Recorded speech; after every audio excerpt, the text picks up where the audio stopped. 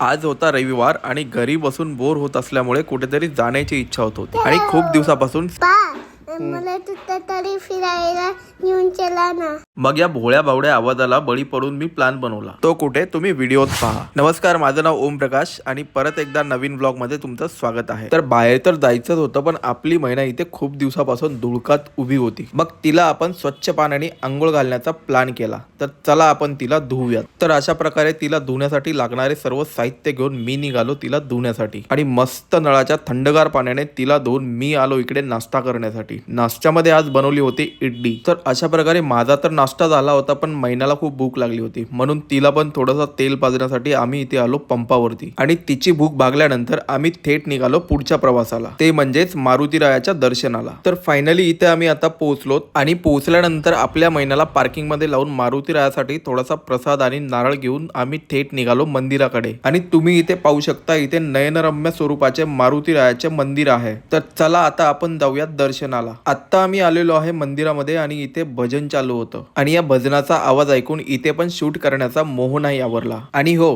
ही छोटीशी झलक मी तुमच्या सोबत पण शेअर करणार आहे. तर कसं वाटलं हे भजन कमेंट करून नक्की सांगा. भजन ऐकत ऐकत आम्ही इथे आलो मंदिरापाशी आणि निवांत मारुतीरायाचं दर्शन घेतलं. तर मित्रांनो, व्हिडिओ आवडला असेल तर नक्कीच कमेंट करून तुमच्या प्रतिक्रिया कळवा.